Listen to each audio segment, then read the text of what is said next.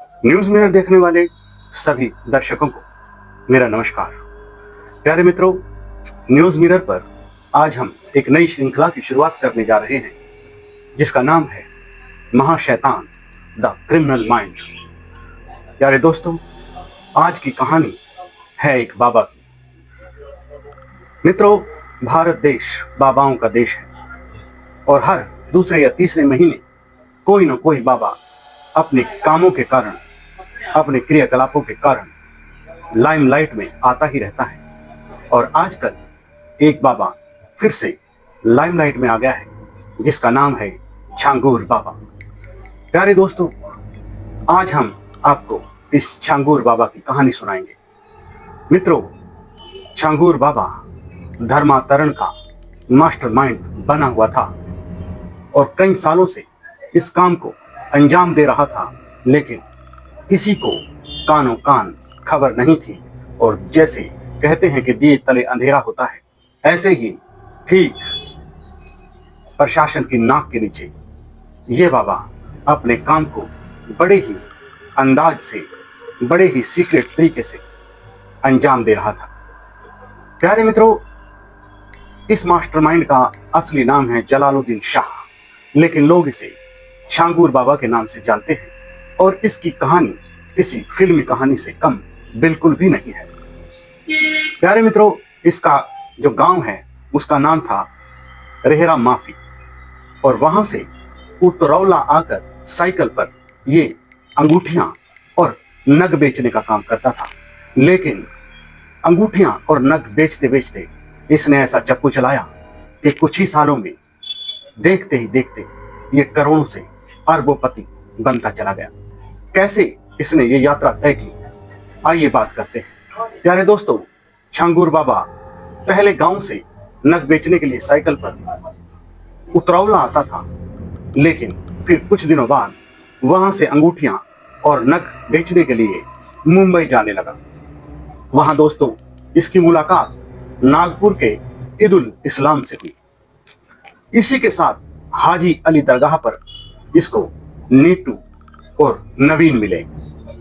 छांगूर बाबा की मुलाकात इन दोनों से हुई और इन दोनों को कोई औलाद नहीं थी, तो छांगूर बाबा ने इनको नग और अंगूठियां पहनने को दी और इनसे दुआ करवाई। तो दोस्तों कुछ ऐसा हुआ कि कुछ ही दिनों के बाद नीतू और नवीन को औलाद पैदा हुई, एक लड़की के रूप में। तो दोस्तों इस घटना का उनके दिलो दिमाग पर बहुत ही गहरा असर हुआ और वो छांगूर बाबा के भक्त बन गए। और जैसा छांगूर बाबा कहता वो वैसा ही करते।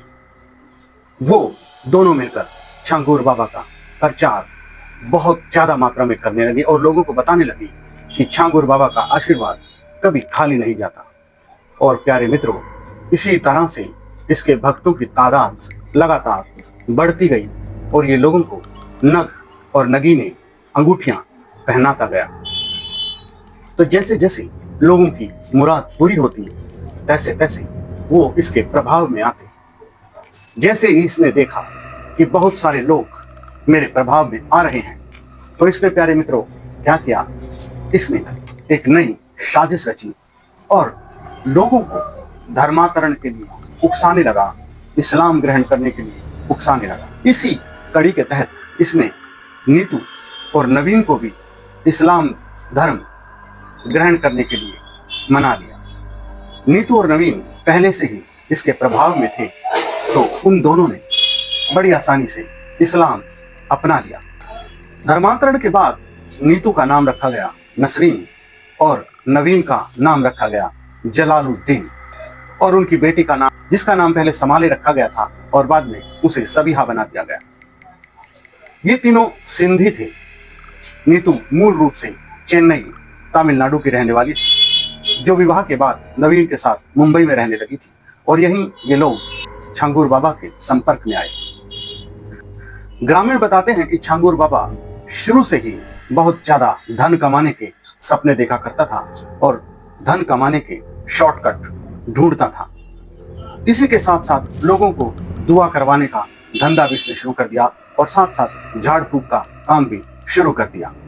और कुछ ही दिनों में देखते देखते खुद को पीर बाबा, सूफी बसपा हजरत बाबा जलालुद्दीन कहलवाने लगा। दोस्तों, मधुपुर में ये चांद औलिया दरगाह पर सालाना उर्स का भी आयोजन करवाता था, जिसमें देश विदेश से लाखों लोग आते थे। ग्रामीणों की माने तो 2019 से 2020 में नीतू नवीन बेटी समाले के साथ छंगूर बाबा के साथ रहने रेहर माफी गांव में आ गई थी। रेहरा माफी छंगूर बाबा का मूल गांव है। अब क्या किया, छंगूर बाबा ने माधोपुर गांव में नीतू के नाम करीब 5 बीघा जमीन खरीदी और उसमें 12 करोड़ रुपए की लागत की आलीशान कोठी बनवाई। इसी कोठी में छंगूर बाबा अपने पूरे परिवार के साथ नीतू और नवीन के साथ रहने लगा। छंगूर बाबा हमेशा नीतू और नवीन को हमेशा अपने साथ रखता था। जब भी वो निकलता गाड़ी में तो उसके साथ हमेशा नीतू और नवीन होते थे। नवीन गाड़ी चलाता और नीतू छंगूर बाबा के बगल में बैठती। छंगूर बाबा पान खाने का बहुत बड़ा शौकीन है। दोस्तों, जब भी वह थूकता तो नीतू पीक दान लेकर उसके आगे रखती। कहा यह भी जाता है कि नीतू छंगूर बाबा की तेल मालिश भी करती। छंगूर बाबा ने यह हवा फैला रखी थी कि मुझसे मिलने से पहले नवीन और नीतू के पास कुछ भी नहीं था, लेकिन जैसे ही ये लोग मेरी पनाह में आए तो अचानक इनको सब कुछ मिल गया। और जैसे ही इन्होंने इस्लाम ग्रहण किया तो ये एकदम से इनका जीवन परिवर्तन हो गया और इनको सब कुछ मिल गया। नीतू छंगूर बाबा के लिए महिलाओं को बड़ी संख्या में बहलाती फुसलाती थी और उनको इस्लाम ग्रहण करने के लिए मोटिवेट किया करती थी। प्यारे मित्रों, दोस्तों कहते हैं कि 2016 से लेकर 2020 तक करीब 19 बार नवीन और नीतू ने दुबई की यात्रा की। इस अवधि में दोनों एक साथ ही दुबई गई। छंगूर बाबा 2018 में एक बार सऊदी अरब भी गया था। प्यारे मित्रों, छंगूर बाबा और उसका गिरोह लोगों को पैसे, संपत्ति और अन्य प्रलोभनों का लालच देकर धर्म परिवर्तन करवाते थे। खासकर हिंदू लड़कियों को निशाना बनाया जाता था, जिन्हें मुस्लिम पुरुषों से शादी करने के लिए मजबूर किया जाता था। इसके लिए जाति के आधार पर रेट तय थे। दोस्तों देख रहे हो, जैसे ब्राह्मण, सिख, क्षत्रिय लड़कियों के लिए 15 से 16 लाख रुपए, ओबीसी के लिए 10 से 12 लाख रुपए और अन्य जातियों के लिए 8 से 10 लाख रुपए। मित्रों, जांच से पता चला है कि छंगूर बाबा के 40 अलग अलग बैंकों में 100 करोड़ रुपए से अधिक की विदेशी फंडिंग हुई थी। मित्रों, जांच से पता चला है कि छंगूर बाबा के 40 अलग अलग बैंकों में 100 करोड़ रुपए से अधिक की विदेशी फंडिंग हुई थी। दोस्तों, छंगूर बाबा और इसका गिरोह लगभग 40 बार इस्लामी देशों की यात्रा कर चुके हैं इस नेटवर्क को और मजबूत करने के लिए। दोस्तों, छंगूर बाबा कभी साइकिल पर अंगूठियां, नग और ताबीज बेचा करता था, लेकिन देखते ही देखते करोड़ों की संपत्ति का मालिक बन गया। बलरामपुर के उस्तरौला में उसकी 40 कमरों वाली आलीशान कोठी है, जिसमें सीसीटीवी कैमरे, कांटेदार तार, हाई वोल्टेज बिजली की सुरक्षा थी। इस कोठी में हिंदी प्रतीकों जैसे कलावा का इस्तेमाल कर लोगों को भ्रमित किया जाता था। इसके अलावा जब छंगूर बाबा की कोठी की तलाशी ली गई तो उसमें शक्तिवर्धक गोलियां, विदेशी तेल और धार्मिक किताबें मिली। उसकी एक महिला मित्र जिसने 16 बार यूएई की यात्रा की थी, वो भी इस रैकेट में शामिल है। दोस्तों, छंगूर बाबा का मामला एक संगठित अपराध का उदाहरण है, जिसमें धर्मांतरण, विदेशी फंडिंग, मनी लॉन्ड्रिंग और संपत्ति हड़पने जैसे गंभीर आरोप शामिल हैं। यूपी एटीएस की प्रशासन की कार्रवाई ने इस रैकेट का पर्दाफाश किया है, लेकिन यह मामला सामाजिक और धार्मिक संवेदनशीलता के कारण चर्चा का विषय बना हुआ है। इस मामले में दोस्तों अभी और भी रहस्य खुलने बाकी हैं। स्थिति पर नजर बनाए रखेंगे। आप लोगों का इस मामले में क्या कहना है, कमेंट बॉक्स में जरूर लिखें और साथ साथ न्यूज मिरर चैनल को सब्सक्राइब भी कर लें।